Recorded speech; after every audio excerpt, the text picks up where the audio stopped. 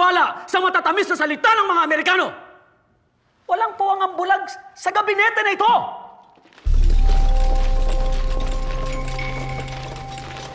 Paano ang aming mga negosyo?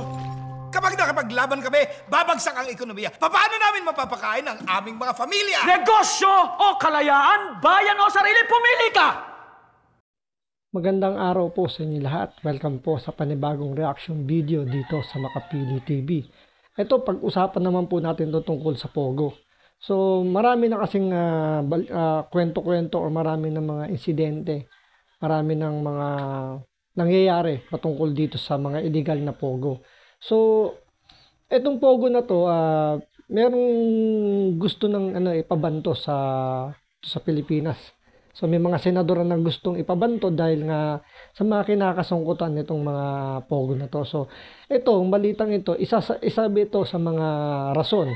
O pwede na bang itong gawing rason para iban na ang Pogo dito sa Pilipinas. So, bago natin simulan yung topic nito, kung hindi ka pa nakasubscribe sa Makapili TV, baka pwede naman pakipindot yung subscribe button. At the same time, pa-like na rin po ng video. Wala naman pong bayad dyan. Kaya, pindot na. So, ito, panoorin po natin itong si Dr. Winston John Casio. Siya po yung spokesperson po ng Presidential Anti-Organized Crime Commission. So, siya rin po yung nagsabi na magugulat tayo kung sino yung may-ari daw or may-ari ng lugar kung saan nakatayo yung pinakamalaking Pogo Hub dito sa Pilipinas sa may Pampanga. So ito, panoorin po natin itong balitan to.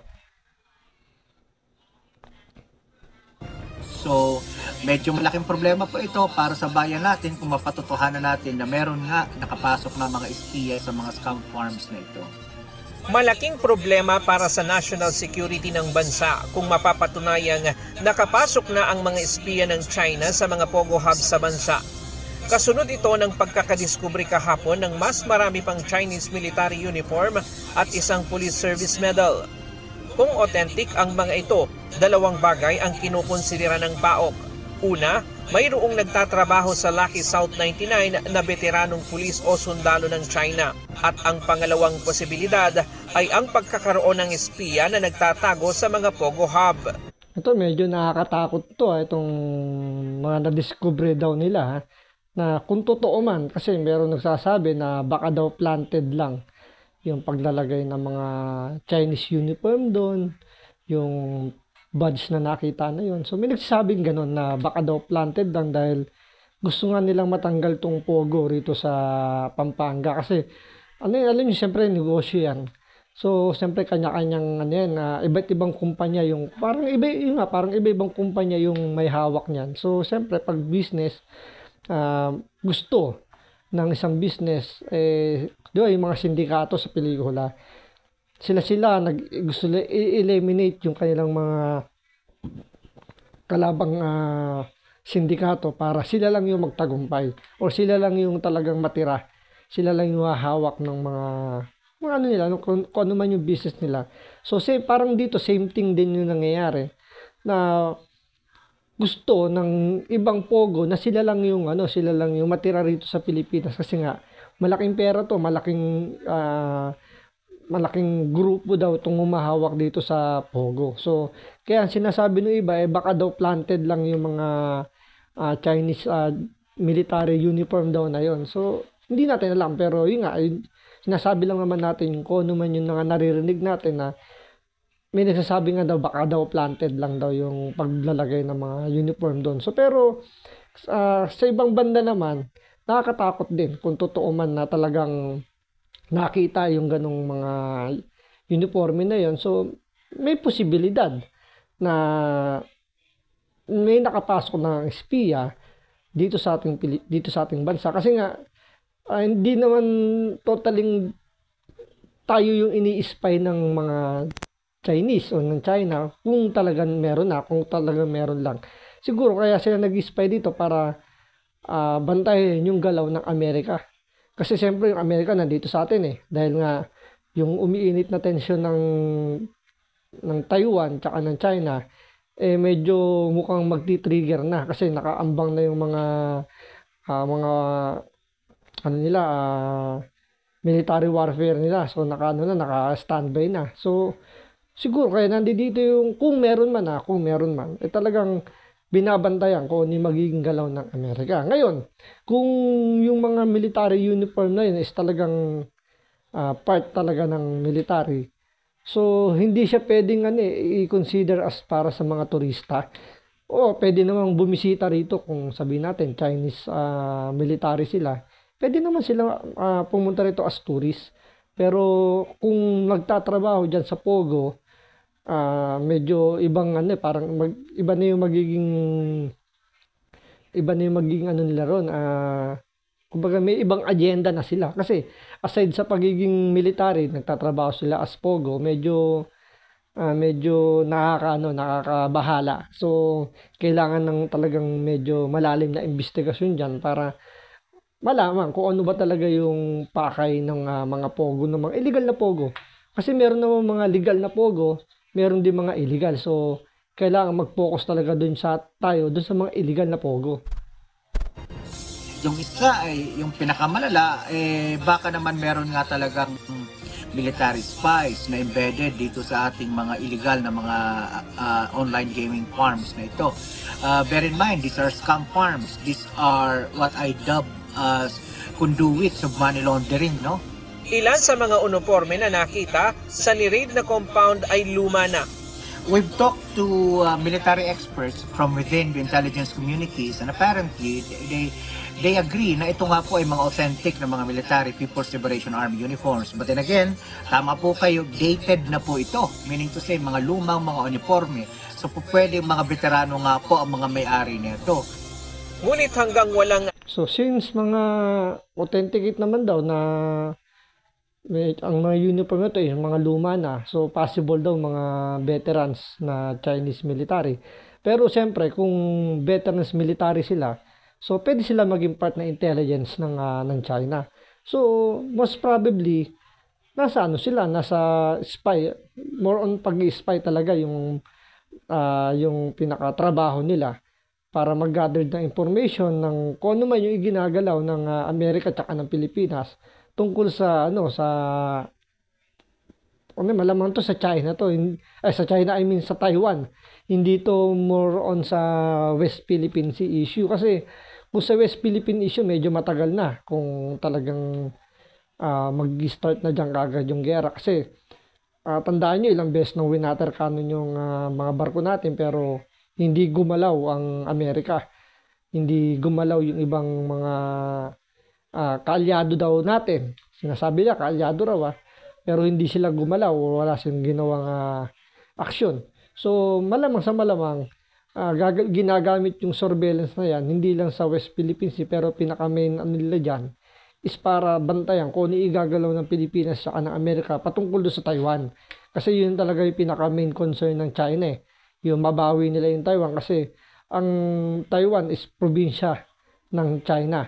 So gusto lang kumawala nitong Taiwan, gusto nilang humiwalay na sa China, gusto nilang tumayo as isang bansa na. Kaya ayan yung nagiging, ewan ko ba to sa Amerika, bakit nakikialam sila sa internal na usapan or internal na problema ng China at ng Taiwan. Kung tutuusin, kung titinan natin yung history tsaka din talagang kung ano man yung relasyon ng dalawa, talagang probinsya talaga ng China yung Taiwan. Kaya nga 'di ba, Chinese Taipei yung naging national team nila sa basketball, 'di ba, sa FIBA dati pa. So andun yung Chinese Taipei. So ibig sabihin talagang tama naman yung claim ng China. Yun lang, medyo sablay lang doon sa ibang matibay na ebidensya na may nangyayaring pang-eespiya. Mananatili daw na paniniwala ng PAOK na koleksyon lamang ang mga ito.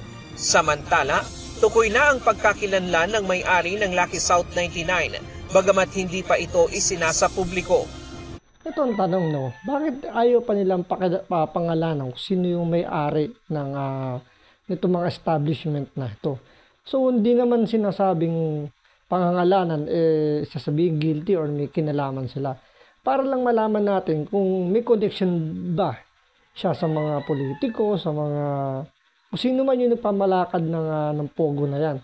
Kasi kung sabagay, meron tayong kailangan talaga dumaan sa batas, kailangan mo ng i-verify ng todo para at least hindi sila makakasuhan. So pero 'di ba, parang karapatan din naman ng ng mamamayan na malaman kung sino ba talaga yung nagmamay-ari ng lugar na yan or ng mga establishment dyan sa pogo na yan. Bumubuo na ng mas malakas na kaso ang otoridad laban sa kanila. Nakita na po natin kung sino yung mga pangalan. Well, based on the documents that we have obtained from the search as well as the other documents that we have obtained from our partner agencies. As well as we've also been able to retrieve certain other evidence that would point to the so-called beneficial owners. Kasi the owners on paper do not necessarily reflect the actual owners. Naisalang na rin sa inquest. Sabagay, may punto naman siya ron na hindi na maibig sabihin na kung sino yung nakalagay dun sa mga papeles, siya yung may-ari. Kasi most likely, nangyayari dyan, ginagamit lang yung pangalan, pero ang nagmamanage is talagang iba. So parang may pinopront lang silang mga tao dyan. Kasi nga, dito sa Pilipinas, hindi absolute na foreigner rin dapat magmay-ari ng mga korporasyon, ng mga business. So 60-40 yung labanan dyan. So pwedeng kumuha sila ng mga, sabihin natin, mga dummy person para palabasin na sila yung may-ari ng 60% and then 40% lang yung pagmamay-ari ng mga foreign national na yan. So dyan yung nagiging ng corruption natin dito ng mga ganyang problema. Kasi hindi naman kukuha ng mga business partner kung halimbawa illegal na pogo na yan.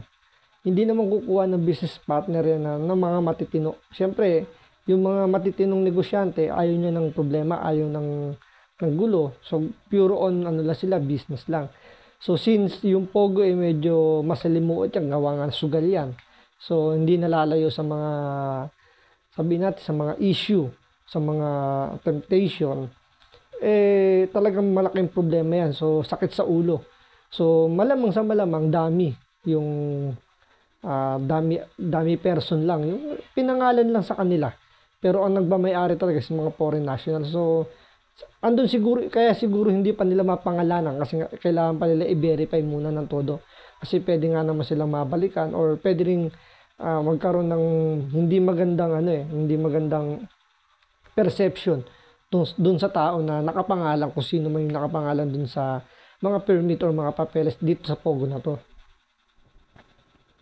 Proceedings ng Bureau of Immigration ang lahat ng hawak ng foreign nationals ng PAOK.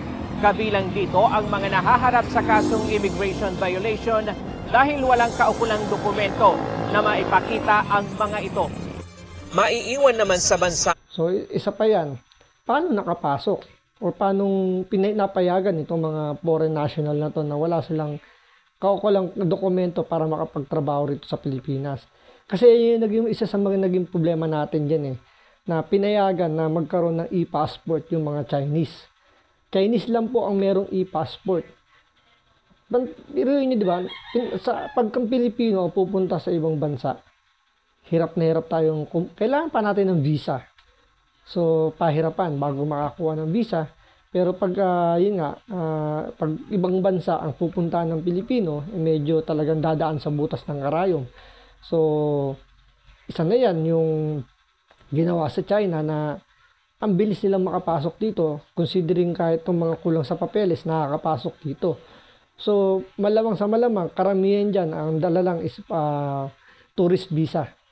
Eventually saka lang sila mag-a-apply ng kanilang working visa para alam niyo yung habang hindi pa paso yung tourist visa nila ay nakakapagtrabaho na sila. So ibig sabihin may tumutulong ditong Pilipino na may koneksyon sa gobyerno, kaya malakas ang loob. So yan dapat ang talagang pagtuunan ng pansin na sino, paano, bakit. Yung mga tanungan na kailangang gawin nitong Presidential Anti-Organized Crime na to para mahuli or malaman kung sino yung dapat managot. Kasi dapat may managot dito, kasi kung illegal to, paano nakapagsimula? Paano nakapasok? paano nakakapag-operate. So, yun yung mga dapat malaman. So, abangan natin sa mga susunod nating video kung sino yung mga lulutang pa. Kasi, hindi ibig sabihin na pumiyok na yung mayor ng Porac na sinasabi hindi daw siya yung protector niyan.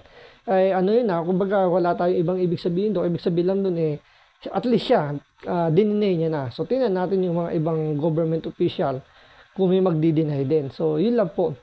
So, maraming salamat po sa panonood. Ingat po kayo. God bless.